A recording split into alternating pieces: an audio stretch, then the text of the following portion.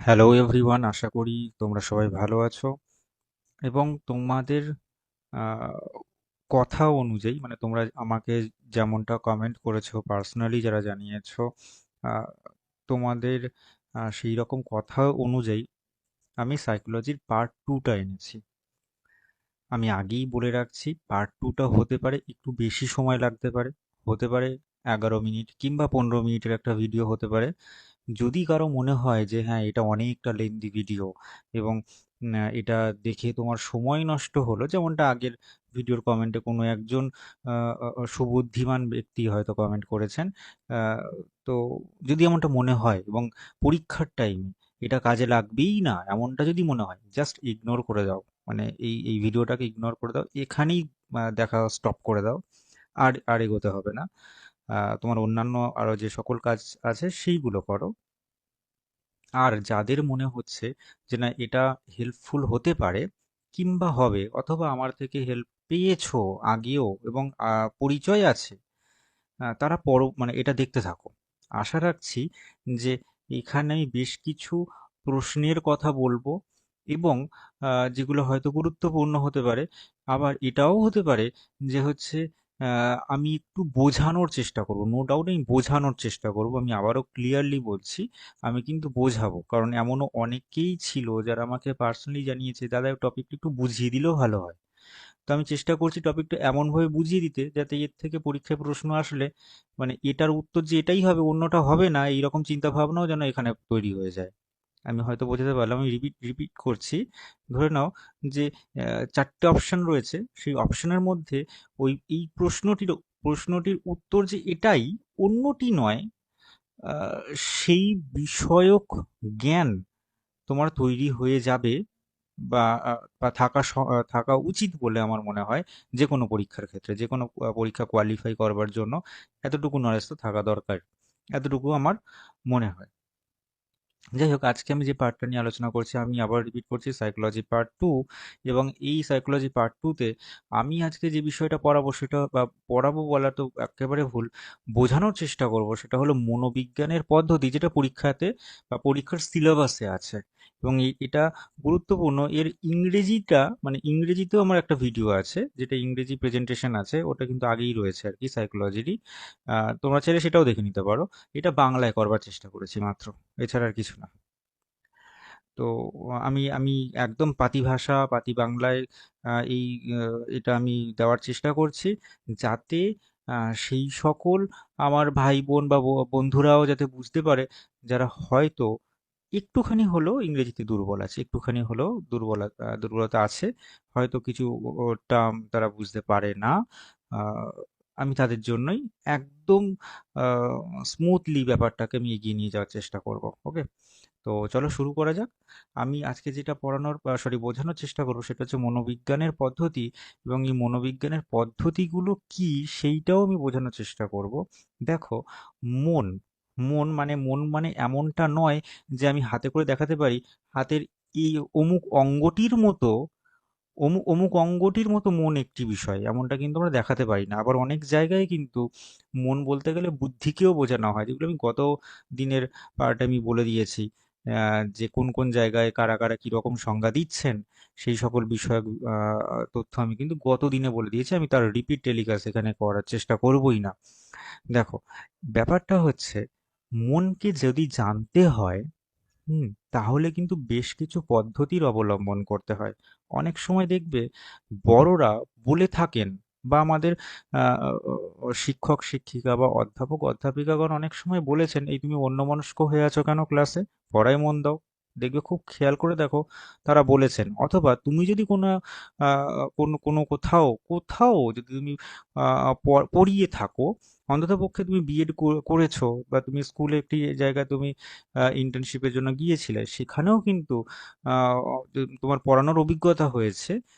তুমি হয়তো কখনো কখনো হয়তো বলেছো, বা হয়তো হয়তো পাওনি, কিন্তু আমরা তুমি শুনেছো যে কোনো একটি বাচ্চা হয়তো, সে হয়তো অন্যমনস্ক হয়ে রয়েছে। তাহলে সে অন্যমনস্ক হয়ে আছে কেন, এবং সেই অন্যমনস্কতা সে যে হয়ে আছে এবং তুমি সেটা বুঝতে পারলে কি করে, এই যে ব্যাপারটি রয়েছে না, এই ব্যাপারটি কিন্তু আমরা আলোচনা করব আজকে এই বিষয়টাই, টোটাল বিষয়টাই হচ্ছে মনোবিজ্ঞানের পদ্ধতি, যার দ্বারা তুমি এবং তোমার বিপরীতের মানুষের কথা, তার তার মনের কথাও কিন্তু তুমি বুঝতে পারো, বা বা বা পারা সম্ভব।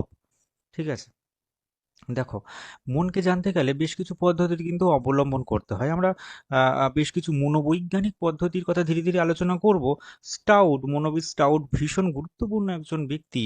তিনি আহ, আহ, তিনি হচ্ছে দুটি পদ্ধতির কথা প্রধানত বলেছেন। একটি হলো অন্তর্দর্শন, আর একটি হলো পর্যবেক্ষণ, বা যাকে বাহ্য দর্শন বলা হয়। এই দুটি পদ্ধতির কথা তিনি স্বীকার করেছেন। এটা গুরুত্বপূর্ণ।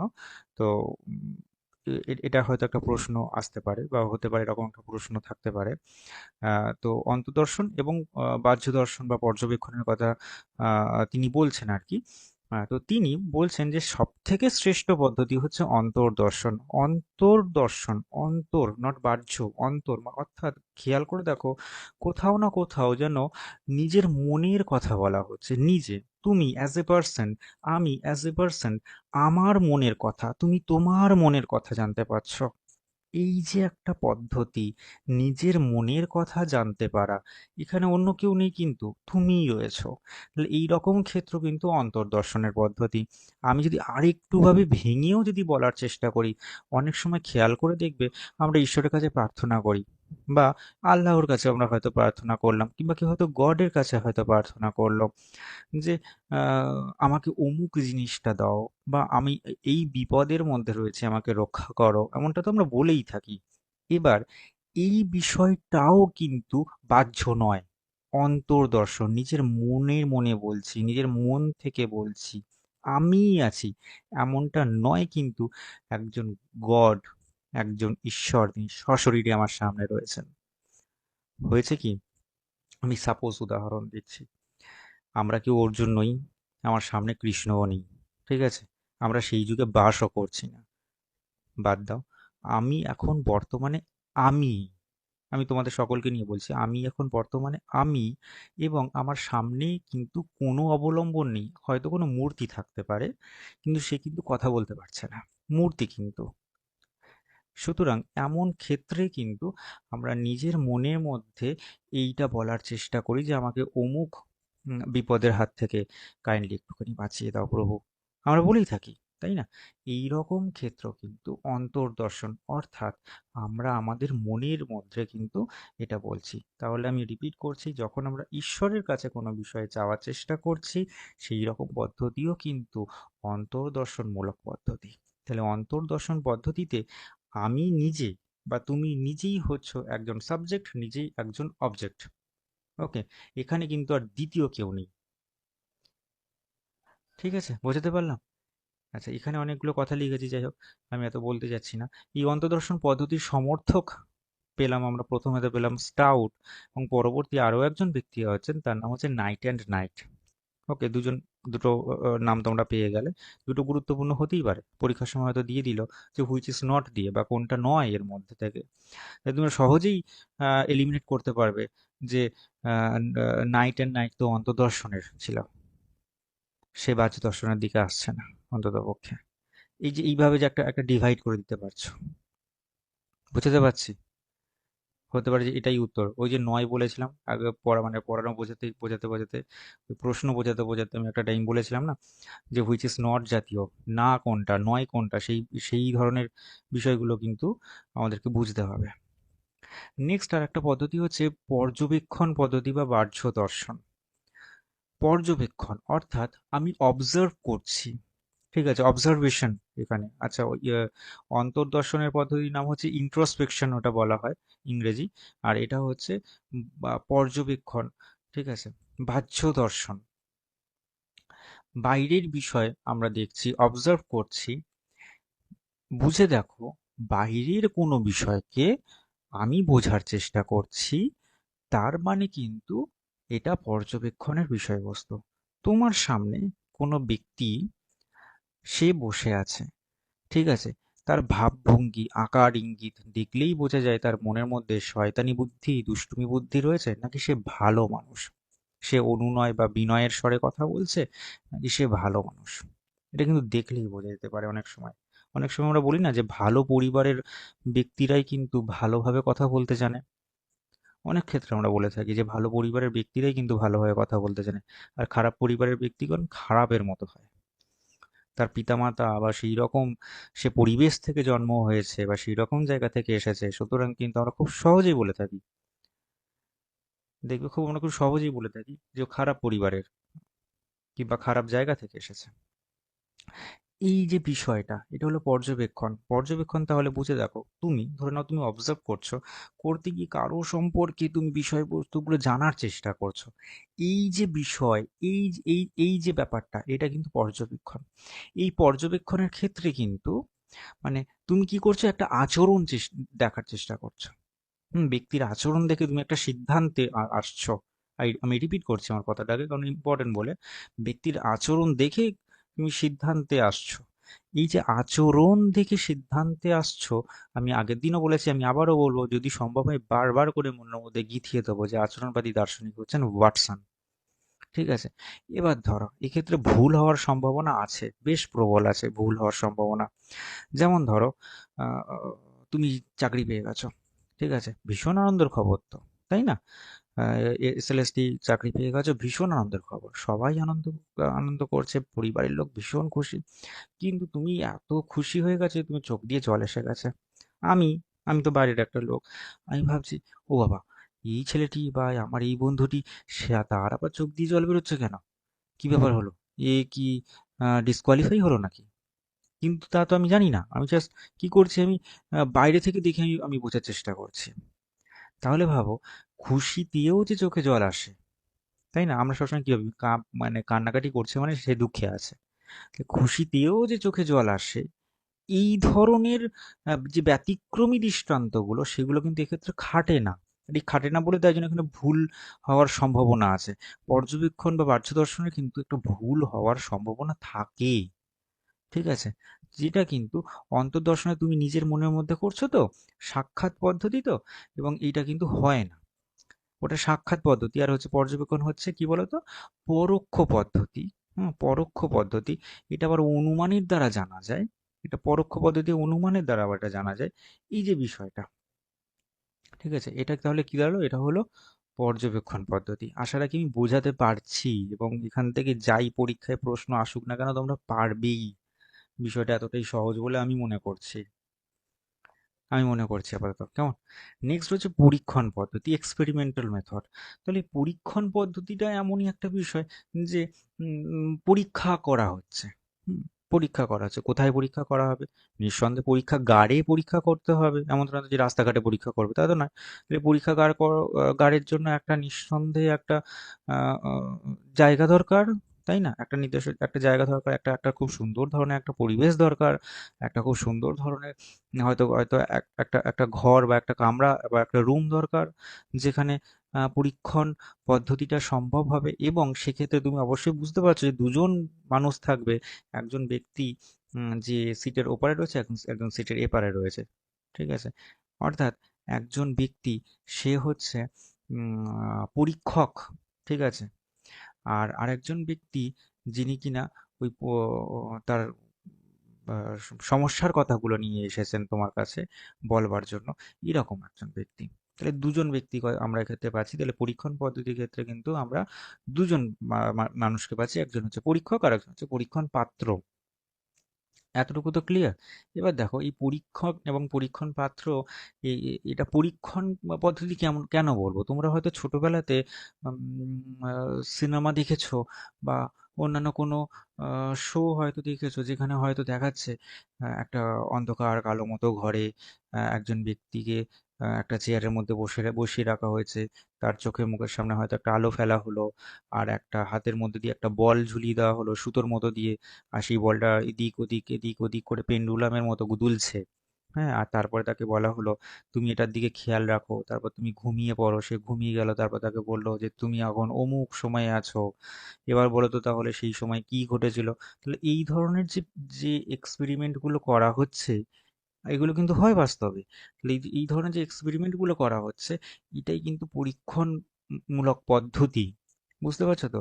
এবার সত্যিই দেখা গেল যে সে ডাক্তার যিনি আছেন, ঠিক আছে? তিনি পরীক্ষক মানে পরীক্ষণ পাত্র যে রয়েছে তার উপর এপ্লাই করে দিল যে না এ তো সত্যিই মানসিক দিক থেকে অসুস্থ। তাহলে বরং এর মানসিক চাপ নিয়ন্ত্রণের জন্য বা আরো অন্যান্য কিছু আছে, তার জন্য কিছু ওষুধ হয়তো আমি দিতেই পারি। তার মানে একটা জিনিস খেয়াল রাখো, এই পরীক্ষণ পদ্ধতিতেই কিন্তু কেবলমাত্র ঔষধের ব্যবহার হয়।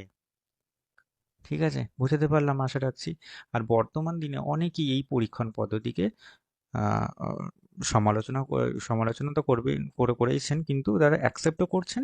এবং তারা পরীক্ষণ পদ্ধতিকে যারা অ্যাকসেপ্ট করছেন তারা কিন্তু আগের দুটি পদ্ধতিকে কিন্তু স্বীকার করছেন। স্বীকার করেই কিন্তু তারা কিন্তু পরীক্ষণ পদ্ধতিতে আসছেন। এটা বর্তমানে প্রচলিত পদ্ধতি। আমি ৩ টে কথা বলছি, আমি সামারি করে নিই আমার আমার এই কথাটাকে। ৩ টে কথা বললাম। এক হচ্ছে যেটা অন্তর্দর্শন, যে পদ্ধতিটা হচ্ছে প্রত্যক্ষমূলক একটা পদ্ধতি বা সাক্ষাৎ পদ্ধতি। ২ নম্বর বলেছি সেটা হলো পর্যবেক্ষণমূলক পদ্ধতি, বা বাহ্য দর্শন, সেটা বলছি পরোক্ষ পদ্ধতি। আর আর আর আর হচ্ছে আমি ৩ নম্বর একটা পদ্ধতি বললাম, আচ্ছা ওটা পরোক্ষ পদ্ধতি এবং অনুমানলব্ধ পদ্ধতি। আর ৩ নম্বর যেটা সেটা হচ্ছে পরীক্ষণ পদ্ধতি। এই পদ্ধতি বলছি যে হলো এটা এটা হচ্ছে এটা হচ্ছে এক্সপেরিমেন্টের ওপর নির্ভর করে। এটা এটা পরীক্ষা নিরীক্ষার ওপর নির্ভর করে। আর হচ্ছে এখানে ঔষধের ব্যবহার হয়, এটা বললাম। আচ্ছা, এখানে কিন্তু হয় না যে ডমিনেট হওয়ার বা ডমিনেটেড হওয়ার কিন্তু একটা জায়গা থাকে। কেউ কারোর ওপর কোনো প্রভাব ফেলার চেষ্টা করতে পারে। ধরে নাও যে কোনো একজন ব্যক্তি যিনি পরীক্ষক তিনি হয়তো চেষ্টা করলেন যে কারো মানসিক উপর মানে মানসিক চাপ দেবেন, সেই ব্যক্তিটিকে চাপ দিয়ে তার থেকে সমস্ত কথা বের করে নিয়ে আসবেন। ঠিক আছে? সেটা কিন্তু তিনি করতে পারেন। বাদবাকি ওইগুলো কিন্তু ক্ষেত্রে তিনি মানে কেউই করতে পারতো না। আচ্ছা, একটা জিনিস আমি স্কিপ করে গেছি, এটা বলে নেওয়া ভীষণভাবে দরকার। ধরো পরীক্ষার সময় আসলো যে যারা মনুষ্যতর প্রাণী, অর্থাৎ কুকুর বিড়াল হয় না, তো এরা মনুষ্যতর প্রাণী রয়েছে, তাদেরও কিন্তু মানুষ বা তাদেরও কিন্তু আচার আচরণ পর্যবেক্ষণ করে কিন্তু পর্যবেক্ষণ করে করার চেষ্টা করা হয়। সেটা কিন্তু এই পদ্ধতি দ্বারা সম্ভব হয়। ঠিক আছে? পর্যবেক্ষণ বা বাহ্য দর্শনের দ্বারা হচ্ছে ওই যারা মনুষ্যতর প্রাণী রয়েছে তাদেরও কিন্তু এক্ষেত্রে প্রথম ক্ষেত্রে পরীক্ষাটা কিন্তু এখানেই সম্ভব হয়। ধরো কোনো ডগি রয়েছে, সে হয়তো খুব কান্নাকাটি করছে, করছে। হয় যারা যারা যারা পেট ভালোবাসে তারা জানে, বা যাদের বাড়িতে পেট আছে তারা হয়তো জানে যে সেই ক্ষেত্রে কিন্তু যিনি ডাক্তার আছেন, ওই পেটদের ডাক্তার, তিনি কিন্তু ডগিটিকে দেখেই কিন্তু ওষুধ দিয়ে দিতে পারেন। এমনটা তো নয় যে সেই ডগিটা মানুষ, তা তো নয়। তার আচার আচরণ দেখেই কিন্তু তাকে ওষুধ দিয়ে দিতে পারেন। তাহলে এই রকম ক্ষেত্রে কিন্তু পর্যবেক্ষণ পদ্ধতি প্রাথমিক ধাপ হিসাবে কিন্তু ব্যবহার হবে। ঠিক আছে? আর দ্বিতীয় ধাপে কিন্তু মানুষের ক্ষেত্রে কিন্তু অবশ্যই পরীক্ষণ পদ্ধতি বেস্ট অপশন, এবং যেখানে মানুষটিকে ওষুধ দেওয়া হচ্ছে। আর কোনো পশুদের ওষুধ দেওয়া যদি প্রসঙ্গ থাকে, জানি আসবে না হয়তো, তো সেটা কিন্তু পর্যবেক্ষণ বা বাহ্য দর্শনের ক্ষেত্রে সবার এন্ড মুহূর্তে কিন্তু ওষুধ দেওয়ার ব্যাপারটা থাকে। এটা হলো পেটদের ক্ষেত্রে, আমাদের জন্য নয়, মানুষদের জন্য কিন্তু নয়। আচ্ছা, আমি আশা রাখছি যে এতটুকু তোমরা বুঝেছো। আচ্ছা, আমার আর একটা জায়গা না বলা উচিত, সেটা হচ্ছে পরীক্ষণ পদ্ধতির কিন্তু খুব সমর্থক হিসেবে তাও পাই না, কিন্তু উডওয়ার্থ বলে WWD আর WRTH, উডওয়ার্থ নামক একজন ব্যক্তিকে পাওয়া যায়, যিনি কিন্তু পরীক্ষণ পদ্ধতির প্রাথমিককালে একজন সমর্থক হিসেবে পাওয়া গিয়েছিল। ঠিক আছে? তো আমি বেশ কিছু প্রশ্ন এই জাতীয় কিন্তু বললাম বোঝানোর সুবিধার্থে। বলতে থাকলাম। আশা রাখছি তোমরা খাতার মধ্যে লিখে রেখেছো, এবং এটা নিঃসন্দেহে তোমাদের পরীক্ষার সময় হেল্প হবে। আমি আশা রাখছি, ভীষণভাবে আশাবাদী। তোমরা উম, আহ, অনেক ভালো থেকো, এবং এই এতটুকু শোনবার জন্য অনেক ধন্যবাদ। যাদের মনে হয়েছে বড্ড বেশি বাজে বকে ফেলেছে সঞ্জীব দা, তার চেয়ে বরং না শোনাই ভালো, তাদেরকে বলে বা আগেও বলেছি এখনো বলছি, জাস্ট স্কিপ করে যাও। সাইকোলজি তোমাদেরকে জানতে হবে না। বাদ বাকি যাদের প্রয়োজন হচ্ছে তারা জানুক, এবং নিঃসন্দেহে তারা উপকৃত হবে বলে মনে করি। অনেক ধন্যবাদ। আর যারা সাবস্ক্রাইব করোনি এখনো, তারা কাইন্ডলি সাবস্ক্রাইব করে দিও। বন্ধুদের সাথে তোমরা অবশ্যই শেয়ার করে দিও, তোমাদের ছোট ছোট ভাই বোন যারা রয়েছে তাদের সাথে অবশ্যই শেয়ার করে দিও। আপকামিং ভিডিও আসলেই কিন্তু তোমরা অবশ্যই দেখে নিও। আপাতত আমি যতটুকু করতে পারছি সেটা হচ্ছে সকাল ৯টার সময় করে কিন্তু তোমাদের নতুন নতুন ভিডিওগুলো আসছে। ঠিক আছে? প্রত্যেকদিন সকাল ৯টায়। তো তোমরা অবশ্যই দেখে নিও। আর ভালো থেকো, সুস্থ থেকো, নিজেদের খেয়াল রেখো। দেখা হবে খুব